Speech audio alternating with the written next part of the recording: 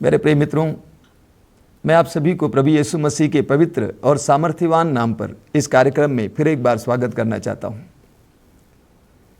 मेरे प्रिय मित्रों, इस कार्यक्रम के जरिए पवित्र वचनों को आप सुन रहे हैं और इन पवित्र वचनों के साथ साथ प्रभु के स्पर्श का भी आपको अनुभव मिल रहा है। कई लोगों ने बार बार टेलीफोन के द्वारा और अन्य प्रकार से हमें बताया है कि किस प्रकार इस कार्यक्रम के द्वारा उनको प्रभु की कृपाएं प्राप्त होती हैं। मैं प्रभु को धन्यवाद देता हूं। यूहन्ना के सुसमाचार की अध्याय 5 में हम पढ़ते हैं कि प्रभु यीशु मसीह यरूशलेम मंदिर के पास आए और यरूशलेम मंदिर के पास एक कुंड था जिसका नाम था बैतसदा, और लोगों का विश्वास था कि उस कुंड में कभी न कभी स्वर्गदूत उतरता था और उस कुंड के जल को हिला देता था, और जब कभी भी स्वर्गदूत उस जल को हिला देता था, कोई रोगी उसमें उतरता तो वो चंगा हो जाता। इसलिए उस कुंड के चारों ओर बहुत बड़ी संख्या में रोगी पड़े हुए थे। प्रभु यीशु मसीह उन रोगियों का निरीक्षण किए और उसके बाद एक अर्धांग रोगी जो 38 वर्षों से बीमार पड़ा हुआ था उसके पास आकर खड़े हो गए। प्रभु ने उस व्यक्ति से पूछा, क्या तुम चंगा होना चाहते हो? और उस व्यक्ति ने कहा कि गुरुवर, मुझे पानी तक ले जाने वाला कोई नहीं है, मैं अकेला हूँ, मैं अनाथ हूँ। प्रभु यीशु सचमुच उस व्यक्ति की मजबूरी को देखकर ही उसके पास आए थे और प्रभु ने उससे कहा, अपनी चारपाई उठाकर घर चले जाओ। उसी वक्त वो रोगी चंगा हो जाता है। मेरे प्रिय मित्रों, प्रभु हम सब के पास इसी तरह आ जाते हैं। हमारी दुर्बलता में, हमारी अनाथ अवस्था में, हमारी परेशानियों में, जब हमें लगता है कि हम अकेले हैं, प्रभु यीशु हमारे पास आ जाते हैं। मैं आपसे अनुरोध करूंगा, इस प्रवचन के प्रारंभ में ही इस समय अपनी आंखें बंद करेंगे और प्रभु को अपने करीब महसूस करेंगे। प्रभु ने उस व्यक्ति से पूछा, क्या तुम चंगा होना चाहते हो? वही प्रभु यीशु इस समय आप में से हर एक से सवाल कर रहे हैं, पुत्र, पुत्री, क्या तुम ठीक होना चाहते हो? क्या तुम चंगा होना चाहते हो? अपनी आंखें बंद रखिए, अपने हृदयों को प्रभु के लिए खोलिए। अपनी आंखें बंद रखिए, अपने हृदय को प्रभु के लिए खोलिए। प्रभु यीशु इसी वक्त आपके जीवन में कार्य करना चाहते हैं। आपके दिल के दर्द को जानने वाले, आपके रोगों को जानने वाले यीशु इसी वक्त आपके लिए कार्य करना चाहते हैं। अपने हृदय के द्वार को प्रभु के लिए खोलिए। आइए हम थोड़ी देर प्रार्थना करेंगे। पवित्र वचनों को सुनने से पहले प्रभु के स्पर्श के लिए प्रार्थना करेंगे कि प्रभु जी मुझे स्पर्श कीजिए, मेरे मन को स्पर्श कीजिए, मेरे हृदय को स्पर्श कीजिए, मेरी आत्मा को स्पर्श कीजिए, मेरे शरीर को स्पर्श कीजिए। स्पर्श कर मेरे दिल को स्वामी, तेरे बिन ये सुना पड़ा। स्पर्श करके नवीन कर दे, द्वार तेरे मैं खड़ा। स्पर्श कर मेरे दिल को स्वामी, तेरे बिन ये सुना पड़ा। स्पर्श करके नवीन कर दे, द्वार तेरे मैं खड़ा। स्पर्श कर स्वामी, स्पर्श कर स्वामी, स्पर्श कर स्वामी, स्पर्श कर स्वामी। अपनी आंखें खुली। मेरे प्रिय मित्रों, आज हम प्रभु यीशु मसीह की नम्रता के बारे में मनन चिंतन करेंगे। प्रभु यीशु मसीह सब युगों के लिए, सब लोगों के लिए एक महान उदाहरण है। प्रार्थना के लिए, आध्यात्मिक गुणों के लिए, त्याग के लिए, बलिदान के लिए, सेवा के लिए प्रभु यीशु मसीह हम सब के लिए एक महान उदाहरण है। मत्ती के सुसमाचार के अध्याय 11 उसके वाक्य 29 में प्रभु यीशु कहते हैं, मुझसे सीखो, मैं स्वभाव से नम्र और विनीत हूँ। प्रभु यीशु मसीह स्वभाव से नम्र और विनीत हैं और वे अपने शिष्यों से कहते हैं, मुझसे सीखो, मैं स्वभाव से नम्र और विनीत हूँ। आज हम सब के लिए कितनी बड़ी चुनौतीपूर्ण बात है। हम सब के अंदर कितनी होड़ का भाव है, प्रतिस्पर्धा का भाव है, हर एक के अंदर अधिकार का मोह है, स्वार्थ है, अहंकार है। आज के युग की ये पहचान हो गई है। इसलिए हम सब के लिए प्रभु यीशु मसीह का ये आह्वान एक बहुत बड़ी चुनौती है कि हम उनसे नम्रता और विनीत होने का ज्ञान लें। प्रभु यीशु मसीह का संपूर्ण जीवन, उनके वचन और उनके कर्म उनकी नम्रता को प्रकाशित करते हैं। फिलिपियों के पत्र के अध्याय 2 उसके वाक्य 7 में संत पौलुस प्रभु यीशु के देह धारण के बारे में और संसार में आने के बारे में समझाते हैं। वे कहते हैं कि यीशु ईश्वर थे और ईश्वर की बराबरी कर सकते थे, लेकिन उन्होंने दास का रूप धारण कर तथा मनुष्यों के समान बनकर अपने को दीन बना लिया। यानी प्रभु यीशु का जन्म, उनका देह धारण ही उनकी दीनता का एक महान प्रमाण है। हम सभी जानते हैं कि प्रभु यीशु मसीह का जन्म कहाँ पे हुआ था?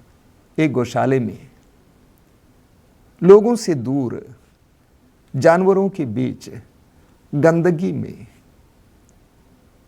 दास का रूप धारण कर, और इतना ही नहीं, मनुष्यों के समान बनकर उन्होंने अपने आप को दीन बना लिया। उनकी नम्रता की दूसरी पहचान है उनके शिष्य। हम उनके शिष्यों का निरीक्षण करें, अवलोकन करें, किस प्रकार के लोग थे। कमजोर, दुर्बल, समाज के तिरस्कृत, मछुए, अनपढ़, गरीब, दरिद्र, अवदूतग्रस्त, चुंगी लेने वाले, समाज से तिरस्कृत, ऐसे लोग प्रभु यीशु मसीह के शिष्य थे। उस जमाने में भी जब गुरु अपने शिष्यों को ढूंढते थे तो बड़े बड़े लोगों को ढूंढते थे, लेकिन प्रभु यीशु मसीह ऐसे लोगों का साथ दिया। प्रभु यीशु मसीह ऐसे लोगों को अपने शिष्यों के रूप में स्वीकार करने को अच्छा माना। ये बताते हैं कि वे कितने नम्र थे, कितने विनीत थे। उनकी नम्रता के बारे में इसायास नबी के ग्रंथ के अध्याय 53 में हमें पढ़ने को मिलता है। उसके वाक्य 7 में प्रभु के दुख भोग के बारे में हम पढ़ते हैं। वहां पर लिखा हुआ है, वध के लिए ले जाए जाने वाले मेमने की तरह, ऊन कतरने वाले के सामने चुप रहने वाले मेमने की तरह प्रभु यीशु मसीह चुप रहे।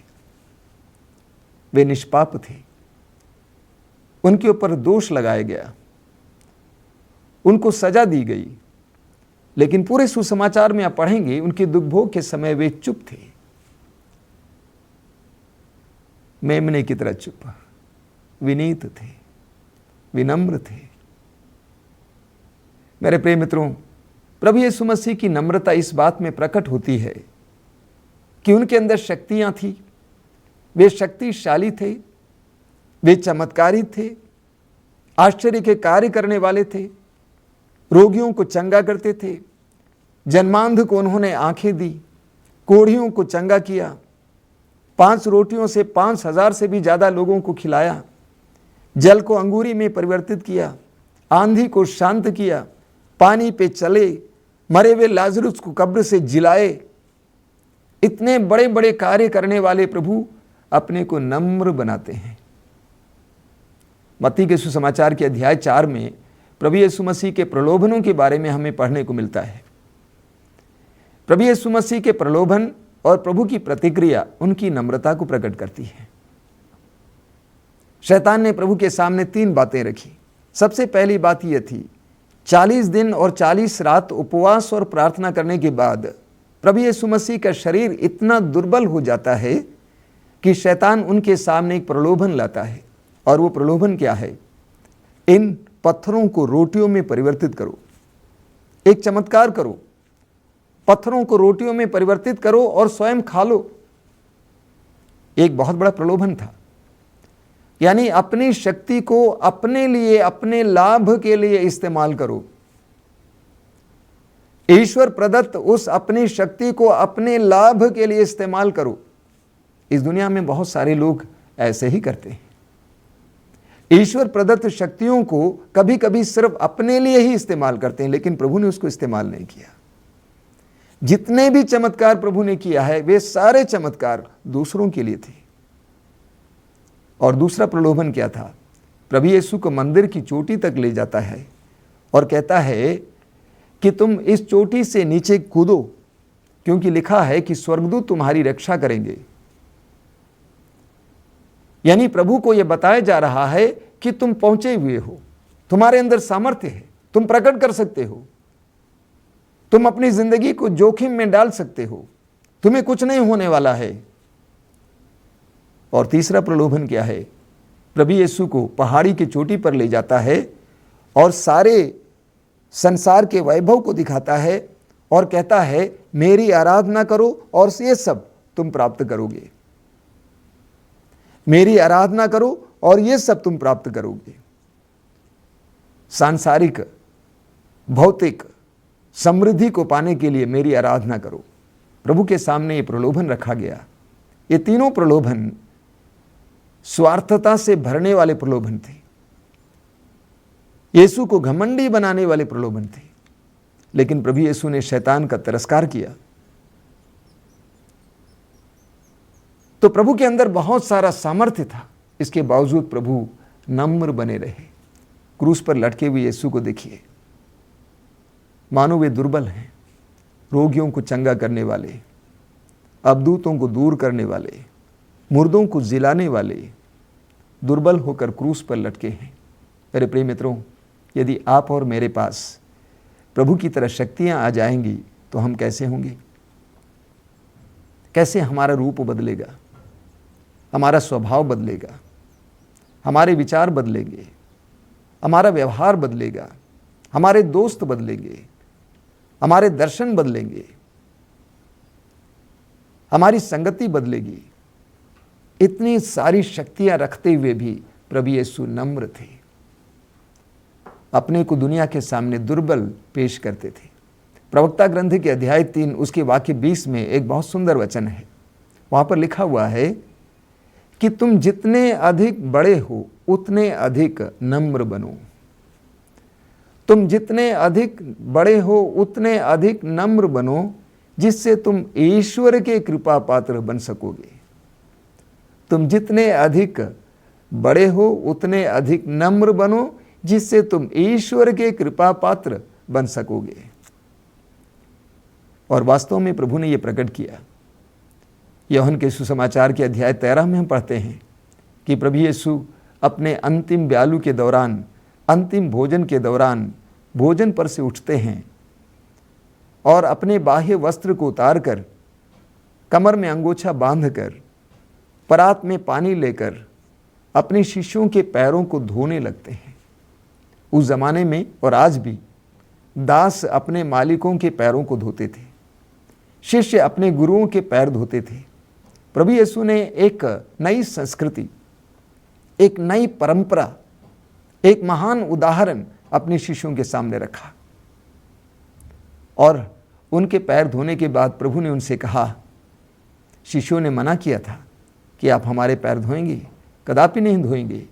प्रभु ने उनके पैरों को धोने के बाद उनके सामने बैठकर उन्हें ये शिक्षा दी, तुम मुझे प्रभु और गुरु कहते हो, सही कहते हो। यदि मैंने प्रभु और गुरु होकर तुम्हारे पैरों को धोया है तो तुम भी एक दूसरे के पैर धो। नम्रता की एक बहुत महान सबक, एक महान शिक्षा। प्रभु यीशु नम्र थे। लूकस के सुसमाचार के अध्याय 18 वाक्य 14 में लिखा गया है, प्रभु यीशु कहते हैं, जो अपने को बड़ा मानता है वो छोटा बनाया जाएगा, और जो अपने को छोटा मानता है वो बड़ा बनाया जाएगा। मेरे प्रिय मित्रों, जब कभी हम अपने आप को बड़ा मानते हैं उन क्षणों में हम गिर रहे हैं, लेकिन जब कभी भी हम अपने आप को छोटा मानते हैं उन क्षणों में प्रभु हमें ऊपर उठा रहे हैं। पेतरुस के पहले पत्र के अध्याय 5 वाक्य 6 में संत पेतरुस कहते हैं, सर्वशक्तिमान ईश्वर के सामने आप नम्र बने रहें। सर्वशक्तिमान ईश्वर के सामने आप नम्र बने रहें, जिससे वह उपयुक्त समय पर आपको ऊपर उठाएं। जब हम प्रभु के सामने अपने आप को छोटा बनाएंगे तो प्रभु हमें उपयुक्त समय पर ऊपर उठाएगा। नम्रता का मतलब क्या है, तात्पर्य क्या है? क्या ये कहना कि मेरे अंदर कोई खूबी नहीं है या अपने में हीन भावना महसूस करना, क्या ये नम्रता है? बिल्कुल नहीं। नम्रता और सत्य एक साथ जाते हैं। वास्तव में नम्रता का दूसरा नाम है सत्य, वास्तविकता, स्वीकार करना। अगर मेरे अंदर खूबियां हैं, मेरे अंदर अच्छाइयां हैं और मैं कहने लगता हूं कि मेरे अंदर अच्छाइयां नहीं है, यह नम्रता नहीं है, बल्कि ये कहना कि यह ईश्वर का वरदान है। तो नम्रता का एक तात्पर्य है हमारे पास जो कुछ है उसका यश प्रभु को देना, ईश्वर को देना। हमारे देश में लोग यश के लिए बहुत कुछ काम करते हैं, नाम के लिए बहुत कुछ काम करते हैं। कोई भी दान देता है तो उसके नीचे लिखा रहता है कि फलाने ने दिया है। लेकिन सब कुछ के लिए ईश्वर को गरिमा देना, ईश्वर को महिमा देना, यह वास्तव में नम्रता का एक तात्पर्य है। प्रभु यीशु ने मत्ती के सुसमाचार के अध्याय 5 उसके वाक्य 16 में कहा है, तुम्हारी ज्योति लोगों के सामने चमकती रहे, जिससे तुम्हारे भले कार्यों को देखकर लोग तुम्हारे स्वर्गीय पिता की महिमा करें। तुम्हारी ज्योति लोगों के सामने चमकती रहे, जिससे तुम्हारे भले कार्यों को देखकर लोग तुम्हारे स्वर्गीय पिता की महिमा करें। हमारे सारे कार्यों के लिए हमें ईश्वर को महिमा देनी है। हमारे पास जो कुछ है उसके लिए हमें ईश्वर को महिमा देनी है। संत पौलुस कहते हैं, तुम्हारे पास क्या है जो तुम्हें दिया नहीं गया है? तुम्हारे पास क्या है जो तुम्हें दिया नहीं गया है? हमारे पास जो कुछ है मेरे प्रिय मित्रों, वह दिया गया है। ये तन, ये शक्तियां, ये प्रतिभाएं, ये बुद्धि शक्ति, ये कलाएं, ये सब कुछ दिया गया है।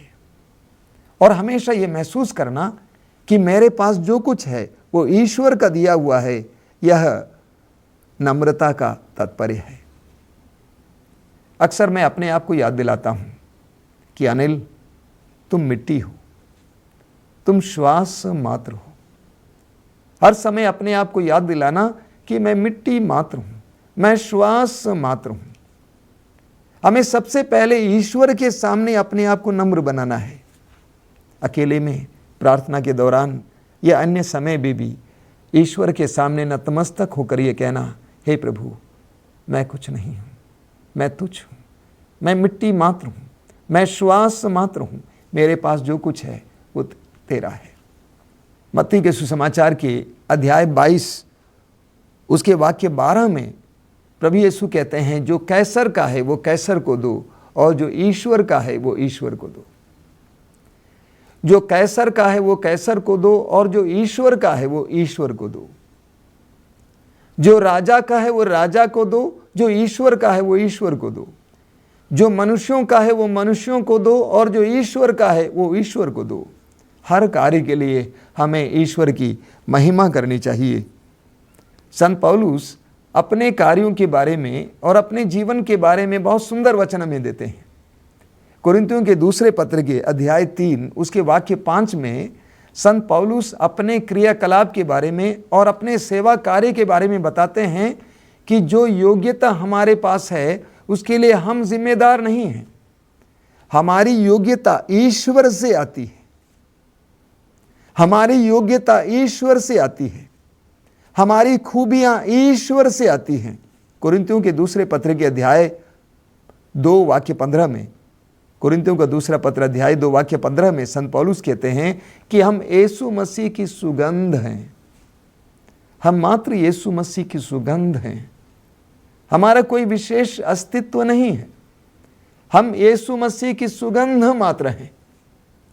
अपने को नम्र बनाना। लूकस के सुसमाचार के अध्याय 17 में उसके वाक्य 10 में प्रभु यीशु हम सबको एक महत्वपूर्ण बात सिखाते हैं।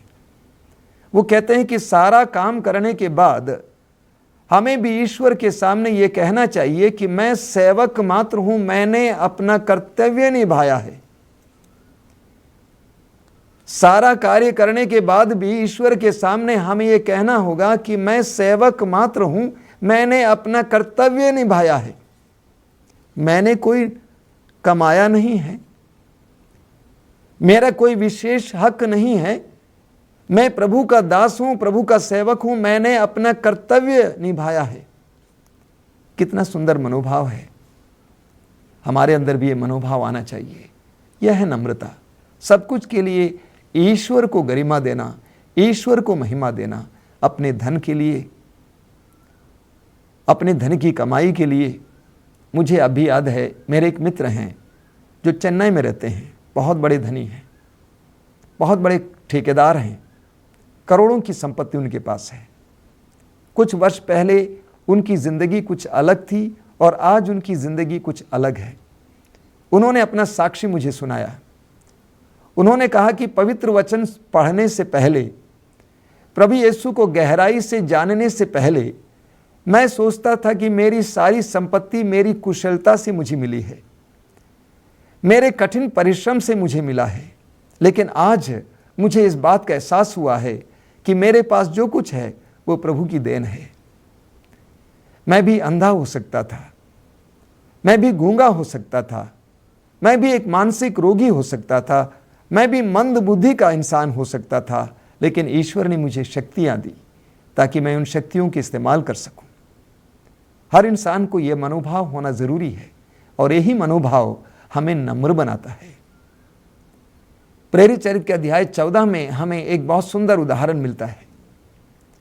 वहां पर हम पढ़ते हैं कि पौलुस और उनके साथी लुस्त्रा नामक जगह पहुंच गए और वहां पर प्रभु यीशु मसीह के सुसमाचार का प्रचार कर रहे थे। बड़े बड़े चमत्कार और चिन्ह प्रकट होते थे।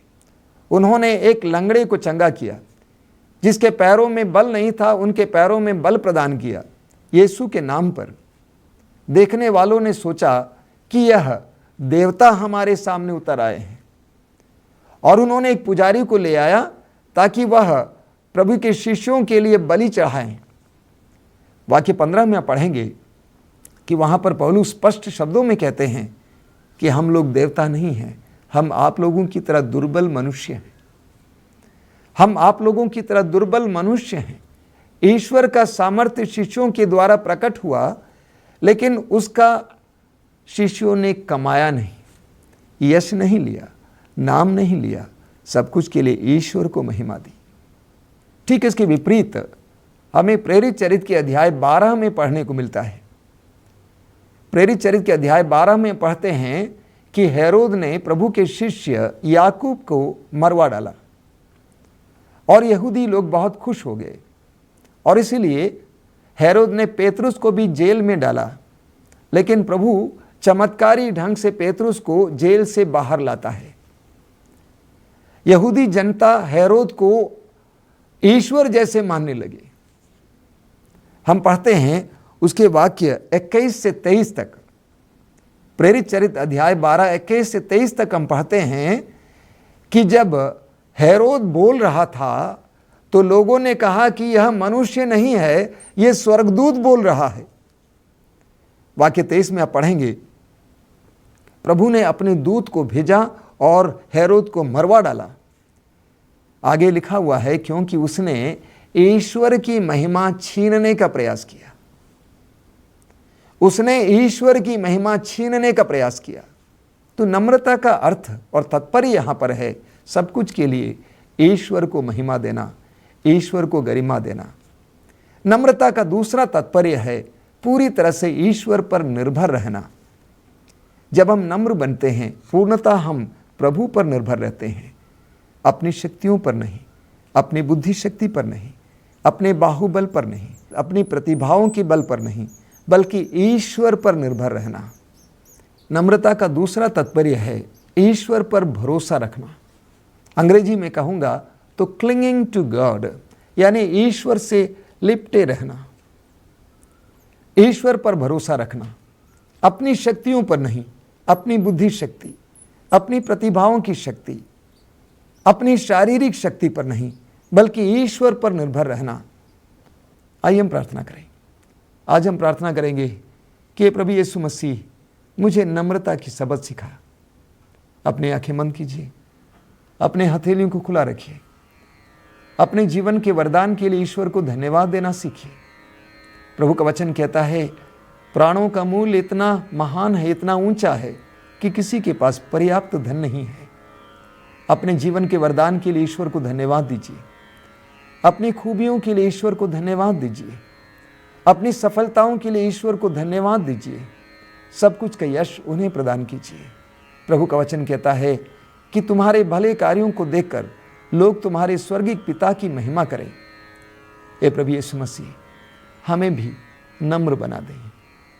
जिस तरह तू नम्र रहा, तू ईश्वर पर निर्भर रहा, तूने हर बात के लिए ईश्वर की महिमा की और तूने अपने को छोटा बनाया, नम्र बनाया। तूने कहा मैं स्वभाव से नम्र और विनीत हूं, मुझे भी नम्र बनाइए। तूने कहा जो अपने आप को बड़ा मानता है वो छोटा बनाया जाएगा, लेकिन जो अपने आप को छोटा मानता है वो बड़ा बनाया जाएगा। हे प्रभु यीशु, मुझे नम्र बना, मुझे छोटा बना, मेरे अहंकार को चूर कर दे। तेरे सामने स्वीकार करने की कृपा दे, मैं मिट्टी मात्र हूँ, मैं श्वास मात्र हूँ। जिस तरह संत पौलुस कहते हैं, मैं अपनी दुर्बलताओं में गर्व करता हूँ, क्योंकि जब मैं दुर्बल हूँ प्रभु का सामर्थ्य मुझ में प्रकट हो जाता है। जब मैं दुर्बल हूँ प्रभु का सामर्थ्य मुझ में प्रकट हो जाता है। धन्यवाद यीशु, हम सबको नम्र बना, हमारे हृदयों को भी विनीत बना। तूने कहा मुझसे सीखो, मैं स्वभाव से नम्र और विनीत हूँ, तुझसे सीखने की हमें कृपा दे। हे प्रभु यीशु, इस समय इन वचनों को सुनने वाले एक एक भाई बहन को नम्रता का वरदान दे। नम्रता के द्वारा इन्हें तू अपना प्रतिरूप बना दे। अहंकार को मिटा, नम्र बना, ताकि तेरी महिमा हम पर प्रकट हो, ताकि तू हमें समय पर, उपयुक्त समय पर ऊपर उठा सके। तेरी महिमा हो, तेरी आशीषित समय उनकी ओर बहे। चमत्कार और चिन्ह प्रकट कर, रोगियों को चंगा कर, दुर्बलों को बल प्रदान कर, दुखियों को दिलासा दे। तेरी महिमा हो, तेरी स्तुति हो।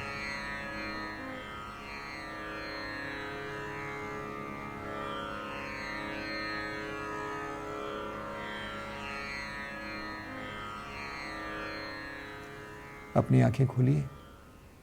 मेरे प्रिय मित्रों, आज हम प्रभु यीशु से यही प्रार्थना करेंगे कि प्रभु मुझे नम्र बना, मुझे तुझसे सीखने की कृपा दे, ताकि मैं भी स्वभाव से नम्र और विनीत बनूं। जय यीशु।